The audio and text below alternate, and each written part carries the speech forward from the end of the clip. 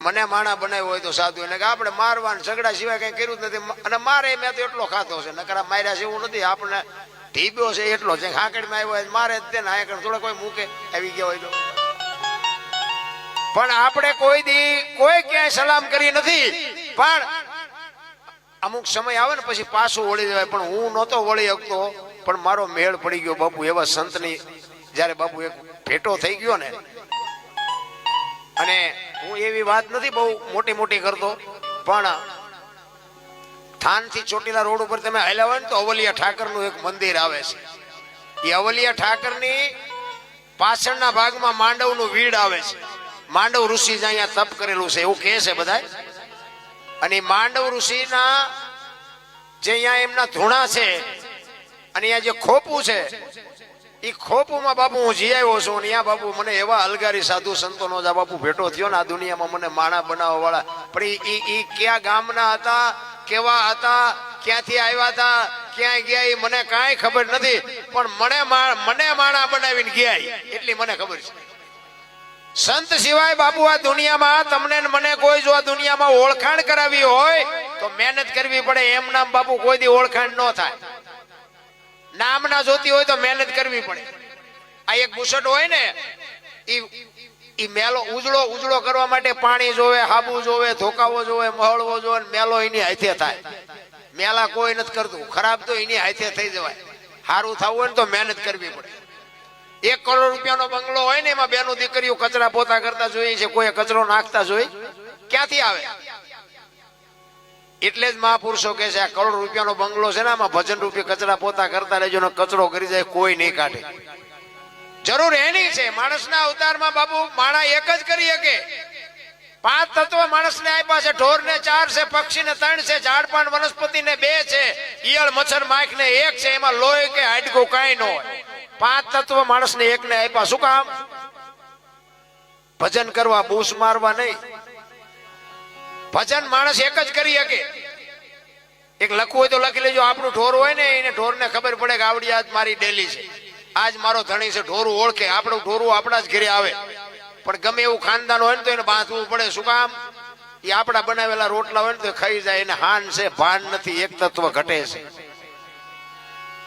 માણા ને 5 આપ્યા હતા માણા તમે જુઓ તો ગાળિયા થયા છે કોકનું પડાવી લેવું લઈ લેવું મારી નાખવા તોડી નાખવા એટલે પણ શું છે આ બધું જેમ જેમ ભગવાન આપતો જોઈએ એમ બાપુ બુદ્ધિ જીવ ભિખારી થતા ગયા કોઈ માનવતા જેવું કઈ છે નહીં મને તો એમ થાય કે આટલા બધા ભજન ને કથા ને ધૂન ને માંડવા ને માતાજીના મંદિર ને પ્રતિષ્ઠા આટલું બધું આ દુનિયા કરે છે તો મને એમ થાય કે આ બગાડ કેમ નથી અટકતો વિચારવા જેવું નથી આપણા ગઢડા આટલું કરીએ નહોતા બગાડ તો ઉભો રહેવો જોઈએ ને હું તો અમુક સંતોની નજીક બેવું છે મારે આમ નજીક બેવા વાળા સાધુ સંતો એને હું વિનંતી કરીને કહું કે બાપુ કંઈક આનું કંઈક કરો ને આટલું બધું માણા પૈસા આપે છે આવા ધર્મના કાર્ય થાય છે તો બગાડ કાં નથી અટકતો વિચારવા જેવું પૈસા કોઈ આપે છે એ ખોટા છે એવી વાત નથી 5 ગામ ધુમાડા બંધ જમે છે ખોટું છે એવી મારી વાત નથી પણ આમાં કઈ ખોટું તો રંધાય જ છે નકર આટલું બધું ધર્મ થતું હોય તો બગાડ કાં ન અટકે એટલા જ માટે મહાપુરુષો કહે છે કઈક માણસ બનવાની જરૂર છે માણાને માણસ જો ઉપયોગ ન થાય તો બાપુ જિંદગીમાં આવ્યા તો શું ન આવ્યા તો શું એક સુરદાસ બાબુ આમ દીવો લઈને હાલો જતો તો કોઈક ડાયો માણા સામો મળ્યો એ કે તું તો સુરદાસ નથી કે સુરદાસ શું તને વર્તાય છે કે ના કે વર્તાતું નથી તે દીવો લઈને હું રખડાજી એ કે આ વર્તા એ મારી ન ફટકાય તેમાં દીવો રાખ્યો મને પસાડે છે એમને આંખો વાળા એટલે હાવ સાચી વાત નથી સુરદાસ નક્કી કર્યા વગર પગ ન મૂકે તો આપણે ખાઈટમાં કરી જઈને 40 વીઘાનું વેકવાનો વારો આવે ત્યાં ખબર પડે કે હા તો ઊંડાવી ગયા છે બહુ બાપુ અટપટી વાત છે માણસનું જીવન છે ને મને તો એમ થાય બધા મોંઘવારીની રાડ્યું પડે મોંઘવારી આમ મોંઘવારી છે જ નહીં ખોટી વાત છે એ બધી રાડ્યું છે અને મોંઘવારી હોય 50 હજારના મોબાઈલ આપણે જ્યાં ઘરે મિલું હાલે છે તે આવડા મોબાઈલ જોવે છે એવું કઈ છે નહીં મજા કરે એવું છે એ તો ધંધો નથી કરવો એને બાબુ મોંઘવારી છે એટલે રામકથાનું આયોજન છે એટલે એક રામની વાણી આપણે કરવી છે કે રામચંદ્ર પરમાત્મા રાવણને મારીને આવે અને બાપુ મંદોદરી વાણીમાં એવું કહે છે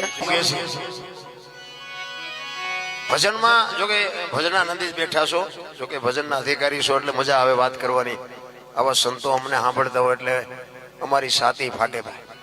આજને કે 5મી રાત છે મારી હારે આ ભાઈ પૂછો મારી ભેગો ભેગો.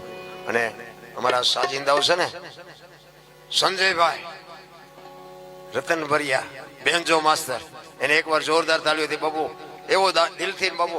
આ સાજિંદા જ અમારા હાથ પગ છે. એ જ કઈક અમને જો આગળ લાવવા હોય કે અમારું સારું દેખાડવું હોય તો આમનો પ્રતાપ છે. ઉસ્તાદ અમારે વિષ્ણુભાઈ જોરદાર, એને એકવાર તાળીઓથી વધાવી લ્યો. અમારા મહિપાલસિંહ દરબાર મંજીરા ના માણીગણ, પછી ઘનશ્યામસિંહ કચ્છમાંથી પધાર્યા છે, એમના અરે પણ એમના સાજિંદાઓ છે, એમને બધાને એકવાર જોરદાર તાળીઓથી વધાવો. ખરેખર દિલથી બધા બજાવે છે. અને આ એક કલા છે. અમે હમણાં 10 જે બોલાવી આટલા બધા બેઠા, કોઈ જે ન બોલ્યા. બોલો શું તમને કેવું? હા, હું તો સાચું કહું, સારું લાગવું લાગે, ન લાગે મારે ક્યાં કોઈ નહીં આવવું છે. પણ જે કલાકાર પાસેથી કઈ કાઢવું હોય ને તો તમારો ઉમળકો જોઈએ. એવો ઉમળકો હોય ને, અમારા આંતરડા તોડી નાખી ભલા મને. પણ હવે આમ હામે ઉઘરાણી આવ્યા એમ બેઠા હોય, આપણે એમ કે અમને શું જોતું હોય છે. ભલે મારી વાતો અમુક કડવી લાગતી છે પણ માફ કરજો. માફી તો મગાવે છે, સમજાય મગાવે છે, માગી લઈ આય નાય. કહેવાનો મારો મિનિંગ એ છે કે અમે પ્રેમથી જો આટલો આનંદ કરાવતા હોય ને તમે ખાલી જે ન બોલી શકો તો અમને એમ થાય કરું અમારા ભાગ છે ને. આટલા બધામાંથી જો 10 જણાને એમ ઉમળકો ન આવે કે જે એમ ન બોલે, હવે બોલાવું તો બોલશે. આ ભલામણ કરવી પડે છે એવું તો પેલા કીધું તો પેલા ભલામણ કરે. બોલ રામચંદ્ર ભગવાન કી. આ બસ એમ કઈક એવો ઉમળકો હોય તો અમને કઈક મજા આવે. દાસી જીવણ બાપુ વાણીમાં એવું કે છે, જો દાસી આ છે ને સંતોની વેદના છે, આ સંતોની પીડા છે. ભજન છે ને એ સંતોને જ્યાં જ્યાં અંદર વાગ્યું છે ને ત્યાં એના પોતાના અનુભવ કરીને ક્યાં શું છે ને એનું પરફેક્ટ કરીને આપણને આપ્યું છે. કારણ કે આ છે ને આ આપણે જે અત્યારે કરીએ છીએ ને એ બધું મનોરંજન છે, આ ભજન નથી. અમુક ભાષા અમુક સંતોની તમને વાત કરું, આ છે એ મનોરંજન છે. ભજન બોલ્યા જેવી વાત જ નથી. પહેલી વાત આ, જો બોલાય ને તો લખાય, ને લખાય તો દેખાય, ને દેખાય તો વંચાય. આ એવી વાત નથી, આ અનુભવવાની વાત છે. અનુભવ થાય ને પછી ખબર પડે, અને આપણને અનુભવ થતો જ નથી. એટલે દાસી જીવન કે છે કે મારા નાથ અમારે તને મળવું હોય તો શું કરવું પડે. બાકી આપણને બધાને પીડા છે પણ પૈસાની. તમે જ્યાં જાઓ ત્યાં બધા રોતા જ હોય છે કે અમારે આમ નથી, અમારે આમ નથી, અમારે આમ નથી. મરો ન હોય તો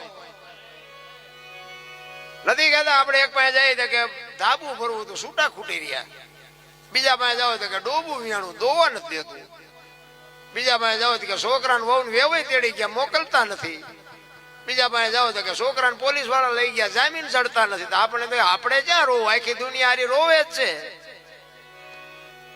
મીરા રોવે, બાપુ જઠીરામ રોવે, નરસિંહ રોવે. મારા નાથ તે અમને માણા બનાવ્યા, તારી આભા ન થાય તો અમારો અવતાર ફોગટ જાય. તો બાપુ સંતો રોવે છે. તમને મને તો પૈસાની ભૂખ ઉઘડી છે. હું તો ગમે ત્યાં જાઉં ને હું તો એમ કહું એક મા બાપની સેવા કરજો બસ. હું બીજી કોઈ ભલામણ કરતો જ નથી.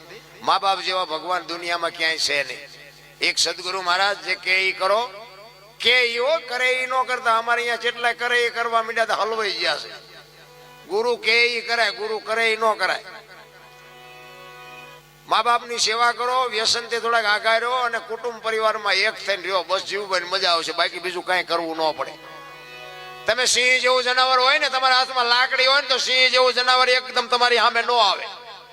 2-4 કૂતરા ભેગા થયા તમે વાંકા વળીને પાણો લ્યો ને તો કૂતરું તમારી પાસે ન આવે. પણ ઓલે મધમાખીનું પૂડું હોય એક આવડો કાંકરો મારજો, જો મુઠ્ઠીઓ ન વળાવે મને કહેજો. શું કામ? એની એકતા છે. નકે આવડી આવડી માખું તમને ભગાડી કે સિંહ ને તમે ભગાડી શકો, માખ ને તમે ન ભગાડી શકો. પણ એની એકતા છે ને એટલે તમને ભગાડે. એમ તમારી મારી જો એકતા છે ને તો દુનિયામાં કોઈ તાકાત નથી એવી તમારા મારા ઘરમાં બાપુ આપણો લાભ લઈ જાય. એકતાની જરૂર છે. આખી દુનિયામાં બાપુ મેળ હોય, હગા ભાઈ વારે જ મેળ ન હોય. બોલો, આ જનરલી પ્રશ્ન છે. હું એકની વાત નથી કરતો, જાજો ભાગે. અને એકતા હોય ને હું તો એમ કઉ છું ભગવાનની પૂરેપૂરી 4 હાથ માથે હોય, અહીંયા જ એકતા હોય. એક કઠિયારો કુવાડા ટીપાવીને નીકળ્યો ને, જંગલના ઝાડવા રોવા માંડ્યા. મોટા ઝાડવા હતા, કીધું એટલે કે હું કામ રોવો છો? એ કે ઓલો કઠિયારો કુવાડા ટીપાવીને ગયો ને કે વેલો મોડો આપણને કાપી નાખશે. મોટા ઝાડવાએ બહુ સરસ જવાબ આપ્યો. એ કે કઠિયારાની તાકાત નથી ને કુવાડાની તાકાત નથી, પણ હાથા માલપા આપણા હશે, જોજો. એ કે હાથા નો બનો કોઈ નો કાપી શકે. એમાં આપણે બાપુ વિખવાદ કરે ને, એ આપણો એકાદો હાથો હોય તો જ વિખવાદ થાય, ને કે વિખવાદ જ ન થાય. બધાને ખબર છે. એટલે મારો કહેવાનો અર્થ એ છે, દાસી જીવન બાપુ અખિલ બ્રહ્માના અને સદગુરુની બાપુ સદગુરુ પાસે કંઈક માગવાની આપણી કંઈક પીડા હોવી જોઈએ. આપણે કઈ સદગુરુ પાસે માગવું નથી ને સદગુરુને કઈ દેવું નથી, બેયનું હાલ્યું જાય સામે. ને કે કાંઈક તો આપણી માગણી તો હોવી જોઈએ ને. આપણે એક વાણિયાની દુકાને જાઓ, એની પાસે બધી વસ્તુ હોય, પણ આપણે બોલવું તો પડે ને. 2 કિલો ખાંડ જોખી દે, બોલો જ નહીં તો વાણિયો હું તમને જોખી દે. એમ કાંઈક સદગુરુ પાસે આપણે શું લેવા આવ્યા છે, શું કામ સદગુરુ બનાવ્યા છે, શું ગુરુ પાસેથી આપણે માગવું બાપુ, કાંઈક તો એનો હિસાબ હોય કે નહીં. પછી કે નુગરા નો રેવી ને એટલે કંઠી બંધાવી દે, નકરું એવું નથી. કાંઈક લેવાની વાત છે ભલા. સદગુરુની બાપુ એક તમને એક રામાયણનો આ રામકથા છે, એટલે એક રામાયણનો એક પ્રસંગ કહું. ભીલડીની બાઈ સબરી, માતંગ ઋષિ જેના ગુરુ મહારાજ, અને એના ગુરુ મહારાજે કીધું કે બેટા અહીં બેહી જા, વેલો મોડો રામ આવશે. એક શબ્દ પકડી અને ભીલની બાઈ બેહી ગઈ. કોઈ વેદનું, શાસ્ત્રનું, માણાનું કોઈ જ્ઞાન નથી. જંગલમાં જેમ જાનવર રે એવું જેનું જીવન, પણ એક જ શબ્દ પકડી અને બાપુ ભીલની દીકરી સબરી 8-10 વર્ષની ઉંમરને બેહી ગઈ. અને શરીર ગુરુ મહારાજ નું શાંત થઈ ગયું. અને રોજ બાપુ આંગણું વાળી સાફ સૂફ કરી અને સબરી રાહ જોવે, હમણાં આવશે, હમણાં આવશે. હાંજ પડે કે આજનો આવ્યો તો કઈ નહીં કાલ આવશે. બીજે દી એનો ઈ પ્રોગ્રામ કે આજનો આવ્યો તો કઈ નહીં કાલ આવશે. ચાંદીના પતરા જેવા વાળ થઈ ગયા, 70-80 વર્ષની ઉંમર થઈ. રોજ એક જ રટણ કે મારા રામ આવશે, રામ આવશે. હાંજ પડે કે આજનો આવ્યો તો કઈ નહીં કાલ આવશે. એકનું એક રટણ. અને વિચાર કરે છે કે હવે મને દેખાતું નથી, મને કાને સંભળાતું નથી. રામ નહીં આવે, એ નહીં આવે એમ કે અંદરથી અવાજ આવે, મારો ગુરુ બોલ્યો એ કોઈ દી ખોટું પડે જ નહીં. મારા ગુરુના શબ્દ ઉપર મને ભરોસો છે. મારા ગુરુએ કીધું છે કે અહીંયા બેહી જા, વેલો મોડો આવશે, આવશે ને આવશે. નો ભાવે એવું કોઈ દી બને જ નહીં. એમ ગાંઠ વળી જવી જોઈએ. અને રામ અને લક્ષ્મણ બાપુ જેથી સીતાજી માં સીતાની શોધ કરવા માટે નીકળ્યા, અને સબરીનો મલક આવ્યો ને, પ્રકૃતિ રામનું ભજન કરતી હતી. ઝાડવાના પાંદડા રામ રામ રામ બોલતા હતા. હુકા પાંદડામાંથી અવાજ આવતો. લક્ષ્મણ રામને પૂછે છે, મોટા ભૈયા કયો મલક આવ્યો? અહીં તો પ્રકૃતિ તમારું ભજન કરે છે.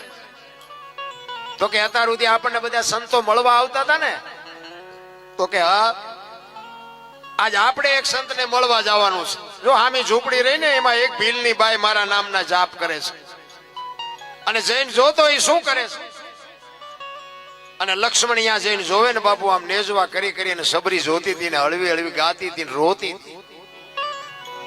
અને સબરીનું ચિત્ર જોયું ને બાપુ, શેષનાગનો અવતાર. લક્ષ્મણ ધ્રુજી ગયો કે આ મારા ભાઈના નામ ઉપર એને આખી જિંદગી ઓળ ઘોળ કરી નાખી. હળવી હળવી ગાતી હતી. શું ગાતી હતી?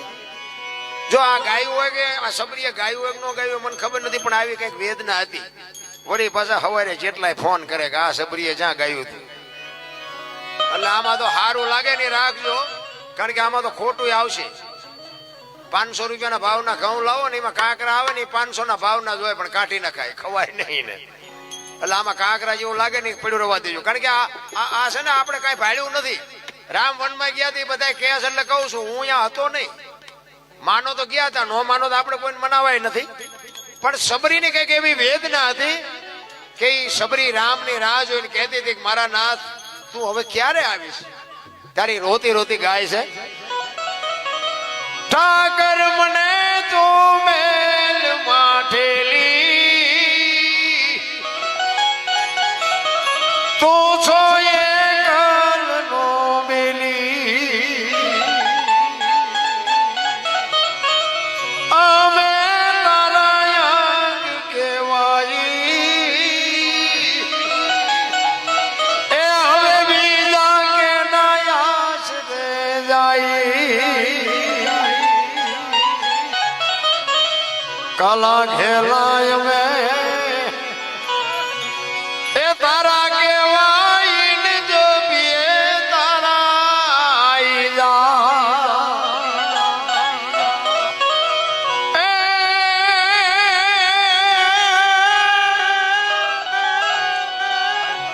તારી હારે મારે જૂનો નાતો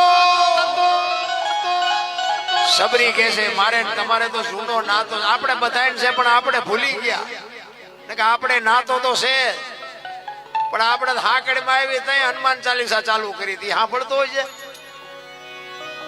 છે એટલે સબરી બાપુ કહે છે તારી હારે મારે જૂનો નાતો એ હવે બીજે ક્યાં જાઉં બાપ ઠાકર મને મેલ માઠેલી અને તું છો એ કરનું બેલી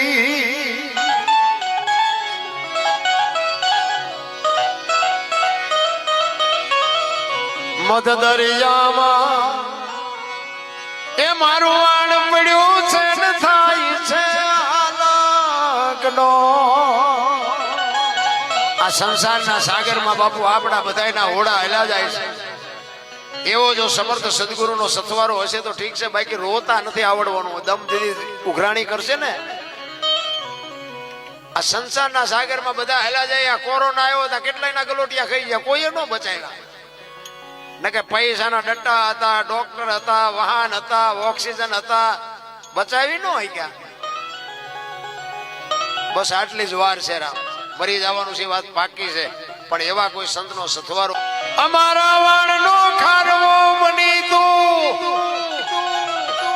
એ ઉતાર જે ભગવાન ઠાકર મને મેલ માઠેલી તો છો એ કાલનો બેલી આટલી વાત સાંભળીને બાપુ લક્ષ્મણ બાપુ ધ્રુજી ગયો રામચંદ્ર પરમાત્મા પાસે હળી કાઢી કીધું હાલો હાલો હાલો ઓલી બાઈ મરી જાય હમણાં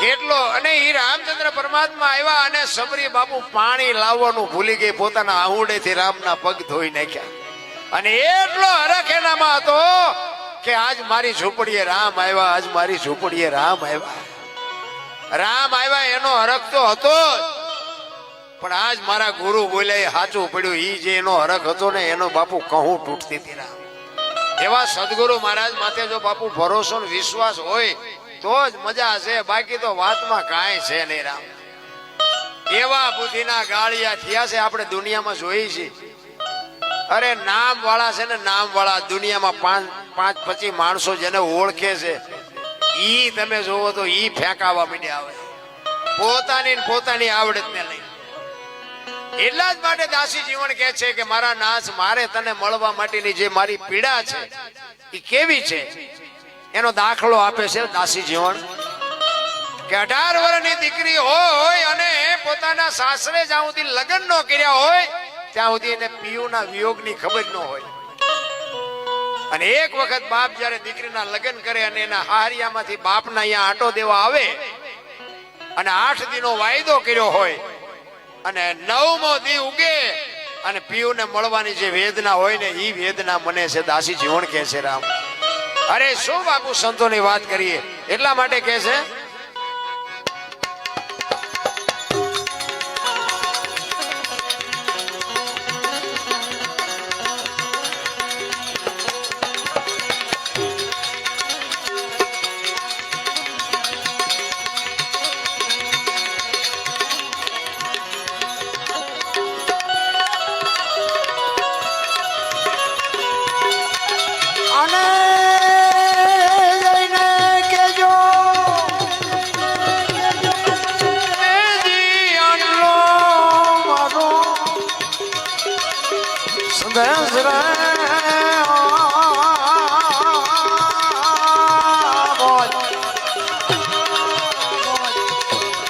સાયાજી ને કે જોરે આટલી મારી છબી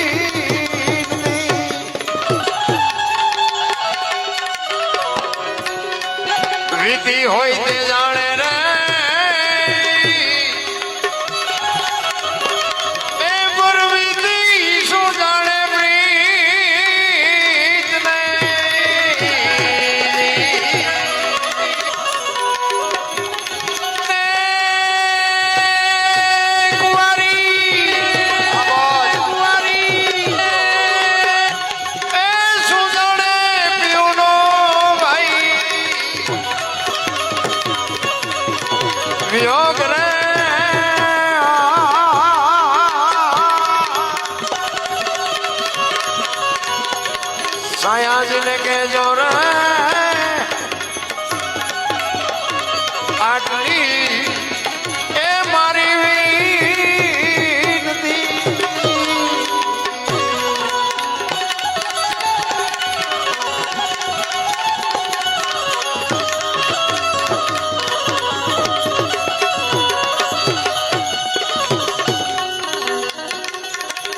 આ ભીમ ગુરુ ચરણે રે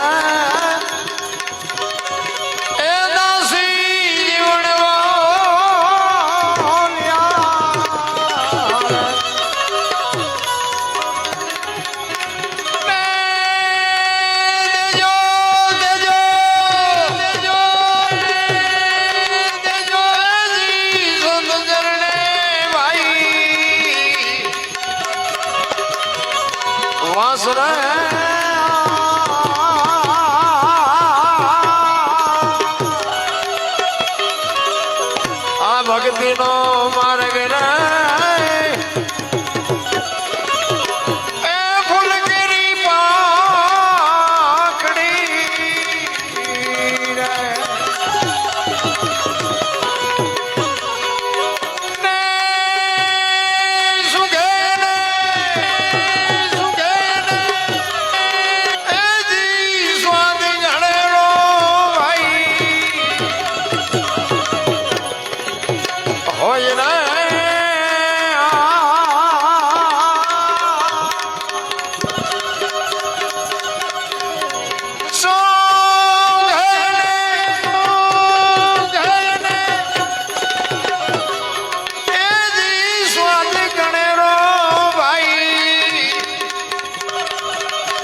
હોય રે